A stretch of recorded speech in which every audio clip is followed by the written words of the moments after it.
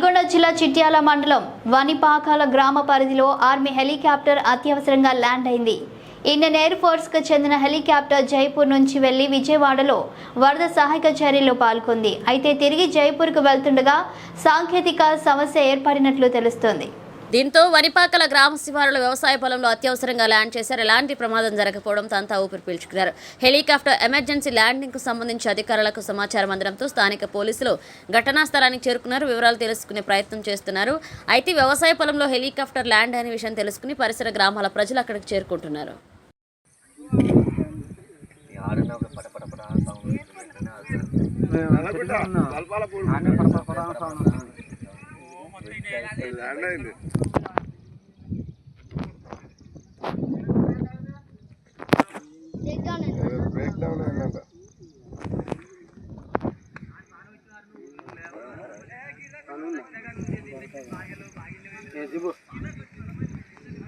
మనదే హెలికాప్టర్ అందరు భోజనాలు వాళ్ళు ముగ్గురే ఊర్రా అలా ఉంది వాళ్ళు ముగ్గురేనా ముగ్గురే ఉన్నారు వాళ్ళు వెళ్ళిపోయినట్టు అన్నూరు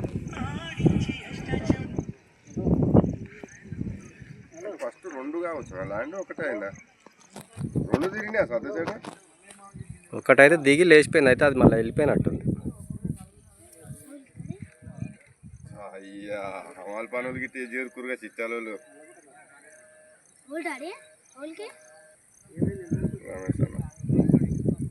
రమేష్ అన్న తీసి